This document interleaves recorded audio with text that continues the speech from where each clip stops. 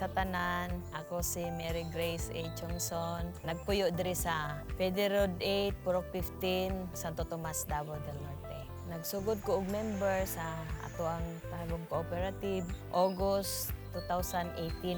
Na ako isa ka anak, 17 years old na. Nya akong bana, OFW nya. Kami tanan nga pamilya member sa atong cooperative, sa Tagum Cooperative. Nang nahikayat ko sa ako ang friend, kay member po sila sa ato ang Tagum Cooperative, nya nindot sad ang mga programa in case nga og magkinahanglan ta og kwarta, dili na daghan og pangutana nya ang ato ang mga requirements easy lang pud nga ma-provide niya ang ato ang mga officer sa Tagum Cooperative. Approachable sad sila, friendly ba, dili ka maulaw nga kanang mangutana nga nakay nalibugan. So nakatabang siya sa kuha kanang kinahanglan og pinansin sa basakan mo adto lang dayon ta dito sa ato ang co-op, karon dayon marilisan dayon ta sa og kintahag mag-loan. Kada mag-harvest ko nakoy ilaan para sa pamilya, para sa co-op og mga lote, kay daghan man kog na-acquire ka ng mga lote, sir ba. Kay mas gusto sa akong banang lote kay kanang mas mamadugayan mo, mahal siya nga mo mahal. Pinakauna jud namo is kadtong dito sa sentro sa country homes, house and lot. Sa nagdagan ang panahon, sige na og mag-harvest sa isa ka tuig, kaduha man mag-harvest o dito muna na kahinay-hinay na ko diha sa utso. Kada tuig na ako'y magkuan nga project nga lote. Dako jud siya kaig nakatabang sa kuha kay dali lang man gud maduulan ang ato ang co-op. Medyo gipit-gipit pa niya. Kadtong nagdagan na nga panahon, na-enjoy jud nako ang ato ang co-op kay katong sa dividend o patronage, na-enjoy gud nako siya sa whole year. Nagtudlo ang ato ang co-op pinaagi sa pag mag-ipon kay usahay di man gud ta makaipon gyud kay gunitan lang ang kwarta. Nag-share gyud sila, naagid sila yung mga virtual nga bisan ginagmay makaipon gyud ta. So pinaagi sa atong co-op, natabangan ko, nakatuon pud ko pinaagi sa ilahang mga virtual nga kuan kanang mga message nila. Importante ang mag-ipon sa pagkakaron. Kaya nang matigulang na ta, palayo lang ka na magsakit, na jud tayo magamit. Ang pinakauna jud sa basakan. Tapos ang ikaduha is kaning sa baboy. Ikatulo kaning rent house, kana nagaparent man kog house niya. Ikaupat kaning manok, mga pato. Ang pinakalas kanang karon gyud nga kanang sinima na jud ko nagakuan is kanang food delivery. Dati kanang nagakuha mo kog prinda, sir ba, nya uli ana ba. Karon is 1.2 ang basakan. Magsugod mi ana is karong Mayo anya pagkahuman magtanom June na. Harvest ana is September. Sa basakan is kani silang duha, sila angkol. Ako si Antonio Bergante Jr. Nagpuyo ko sa Pede Road 4, Santo Tomas, Davao del Norte. Yan ang inabuhi ko sa akong amo, si ma'am. Pinagi sa iyang basakan, alang sa akong mga pamilya o akong anak. Ang akong kuan, na ako'y bahin, dili na ako ibaligya. Nga na ako na panginabuhi sa akong pamilya. Nagpasalamat ko ni Ma'am Grace, nga iya akong kuan nga patrabaho diri. Sila ang nagatabang sa ko adre sa basakan o kanang diya sa isan. Kanang sinimanan ako nga negosyo nga food delivery is si Angkol. Siya ang nagatabang sa ko sa kanang mangumpra. Pero kaning sa basakan, 15% ang ilaha. Kung tahay ang 100 ka sako ang nakuan, 15 ka sako ilaha.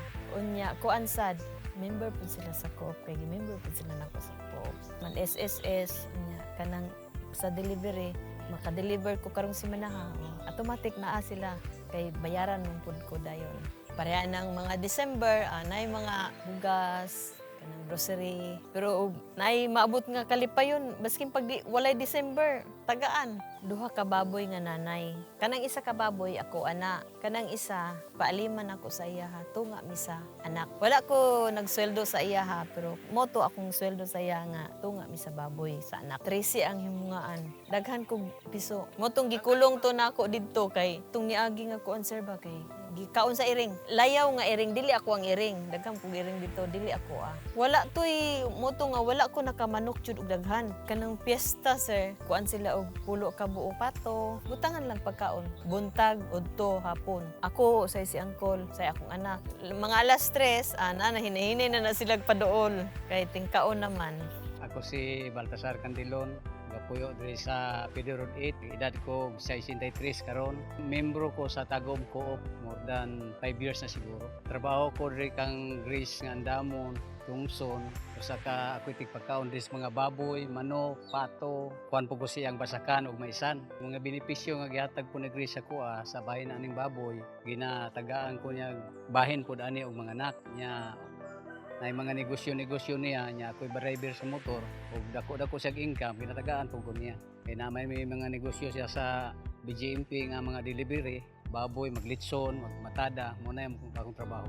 Si Grace yun mismo ang nagpa-apply sa kuha sa Tagum Co-op. Siya ay nagpa-member sa kuha, hasta akong asawa. Wala ko yung bisag piso nga hatag ana. Usa po na siya nga nakuha na akong benepisyo sa iya. Pinakauna jud nga kuan diha sa atong co-op sa Tagum Cooperative, diha jud ko mudagan na ako'y share capital, savings, vacation savings o katong equity savings. Unya, ang ako jung gina-loan, gina-avail jud permi is convenient loan.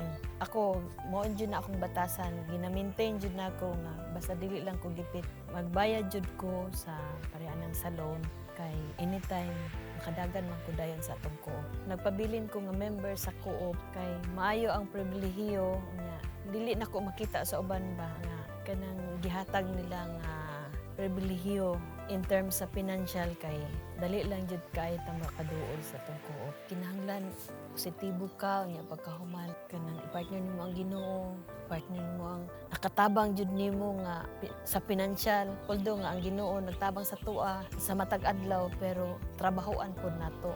Sa kantong wala pa nag-member sa atong co-op, magpa-member na ta, pwede raman ta mag-associate member. Sa hinahinay, mabuo na nato ang atong pagka-member kay isa jud ni siya nga nakatabang sa kuan ang co-op tungod kay in terms sa financial, dali lang nato maduulan niya isa pod mo ni nakatabang sa akong negosyo nga sa dugang sa akong kapital.